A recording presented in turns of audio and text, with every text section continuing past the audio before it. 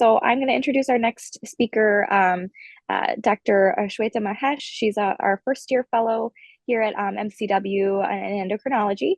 She did her medical school at the Kasturba Medical College in Manipal, India, and then she completed her internal medicine residency at Loyola in Illinois.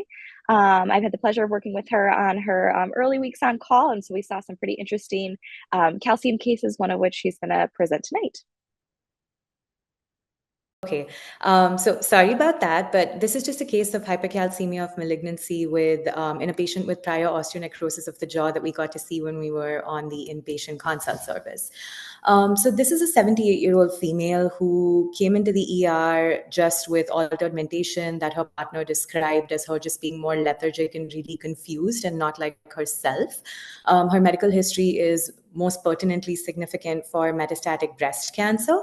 And then she had a couple of other cardiac comorbidities as well, including heart failure from chemo-induced cardiomyopathy and a history of osteoporosis as well. In the ER, she did have some abdominal pain, and they did get a CT of her abdomen and pelvis as well when she was there, and that showed innumerable osseous mets with multiple pathologic fractures, a lot of them involving her ribs, some involving her thoracic vertebrae as well. This was her initial lab when she came in. Her calcium was 13.4 and her ionized calcium was 1.87. Her albumin wasn't pictured over here, but they did get it a little later, and her corrected calcium actually added up to 14.2. She did have a normal vitamin D. We'd gotten a vitamin D 125 dihydroxy, and that was normal as well. We did get a PTHRP that took a few days to come in, but it was, as expected, elevated in the setting of her metastatic breast cancer. And then she had a PTH level that was less than 6. The ER gave her a liter and a half of fluids, appropriately so, and they gave her 250 units of IM calcitonin, which her primary team had requested that they give her. And then this was her repeat calcium after she got those IV fluids, as well as the 1 dose of calcitonin. And then they placed an endocrinology consult. Now, why endocrine is because she had a known history of osteoporosis and she'd been seen in the endocrine clinic for the same. She was treated with zoledronic acid both in 2020 as well as 2021. We saw her in our clinic after she had been switched over to denosumab. So her first appointment with us was in 2023. She had gotten denosumab in October of 2021, and then she had gotten it all through 2022. And then she came to see us around March of 2023. In what we know just from looking at her chart is that in Feb, she had developed osteonecrosis of the jaw after a dental extraction. And then after that one visit where we had seen her and recommended that that medication be continued, she actually had not come back to clinic after, and we had not seen her since until she came to the inpatient side. Looking at her chart, it seems like she'd still been working with her dentist as of early 2024, but the patient's partner wasn't really aware of this history either, as much as we were hoping that he would be, and she herself was unable to really tell us anything of consequence related to that at the time. So our recommendations was initially, of course, to give her IV fluids. We felt like she had not gotten as much IV fluids as she possibly could have. Her primary team, on the other hand, was a little more concerned because they felt like they might precipitate volume overload in the setting of known congestive heart failure. She did get intermittent fluid boluses, though, through admission, and then she'd only gotten 1 dose of calcitonin. So we asked them to give her a total of 4 doses, and she got 3 additional doses of 250 units IM twice a day. Now, this was her calcium after she finished the calcitonin, as well as some of the IV fluids, was 12.8. And then the next day it climbed again to 13.4 with an iCal again of 1.87. So this is where we were thinking, what do we do? Because she has this history of osteonecrosis of the jaw. What can we do to help her out with her calcium? And the other thing that isn't pictured over here, but that we were thinking about, was the fact that she did have renal dysfunction as well. She had CKD stage 5, and actually by cystatin C, her GFR was 9. So that was definitely limiting to our choices, but her calcium had not responded at all, which is why we went digging to look for the use of cinacalcet. So this is actually from the JCAM case reports that was reported back in September of 2023. And essentially this talked about a similar patient, someone who had hypercalcemia of malignancy with osteonecrosis of the jaw, and they chose to treat the patient with cinacalcet instead. And they actually did see significant response. They used a dose of 30 milligrams twice a day, and they had the patient on that initially in the hospital.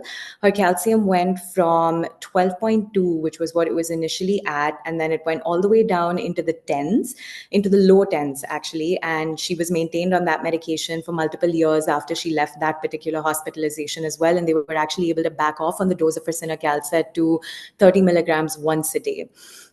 We did look through the paper as well, and it seems like the mechanism behind why they thought that this would work was that was mainly through calcitonin.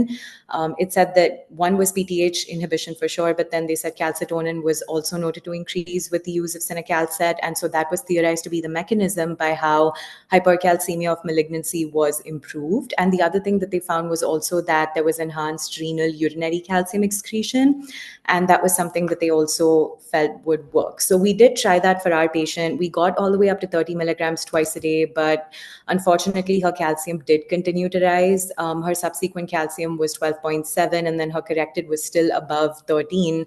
So we did have a risk versus benefit discussion with the patient's partner, and then eventually we did give her a dose of Prolia, the 60 milligrams, the one dose. This was her calcium trend overall on the left, as we can see. I didn't get all of her calciums because there were too many of them to get. But after the Prolia, which is where her calcium was around 12.6, then it started decreasing down to 11.8, 11.3, and then eventually 9.8. And then after that, the team discontinued checking it because the patient's partner opted for comfort measures instead of aggressive care. So this actually was something that we had discussed as well when we talked about this, was the Endocrine Society recommendation, which is that the initial recommendation, regardless, is the use of denosumab or an IV bisphosphonate in adults that have hypercalcemia of malignancy, who have severe hypercalcemia of malignancy. They said we could use a combination of calcitonin and denosumab, which is sort of what we did with this patient, just a little more staggered. And we had talked about this earlier as well, which is that despite her history of osteonecrosis, that would not be a complete contraindication, more a relative one, and we did use that as well. So I guess the question would be, like, in her case, I guess the denosumab was discontinued because she herself did not return to clinic, and we had not seen her after that until she came into the hospital. But would that have been something that was discontinued on the outpatient side purely because of an ONJ diagnosis? Because ideally patients that are put on it know that they have to stay on it for their life, especially in someone like her who has multiple pathologic fractures. And then I think the other interesting thing to talk about would be if anyone has ever considered using cinacalcet in hypercalcemia of malignancy, given that this patient that they had talked about in that article did have success with it. So I make a comment that there's several reports of cinacalcet being effective in calcitriol-associated hypercalcemia. Mm-hmm. And we've seen a couple as well. But Rob Wormers and one of his colleagues have published that. And so I think it's obviously not due to decreasing PTH in those patients with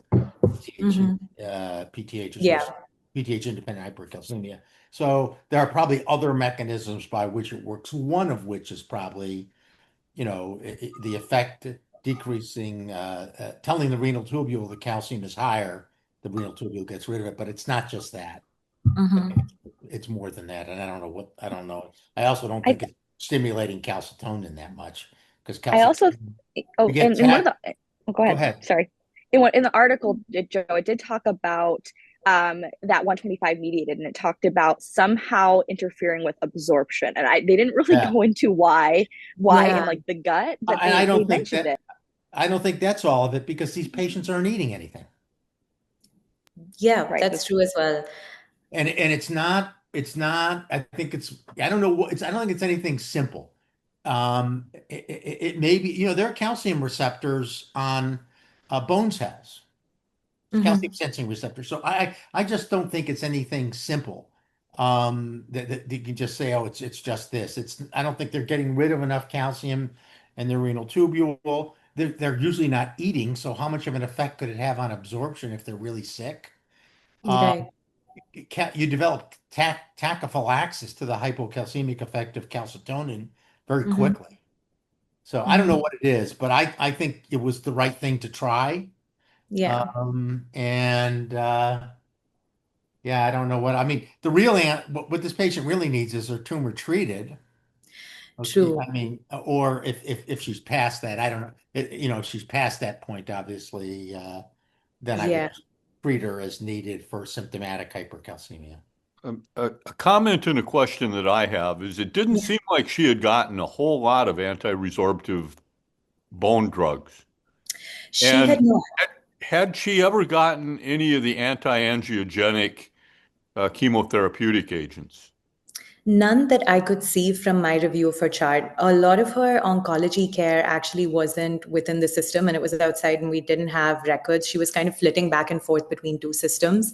But from what I could see, from what was documented that I had access to, she hadn't received it. No.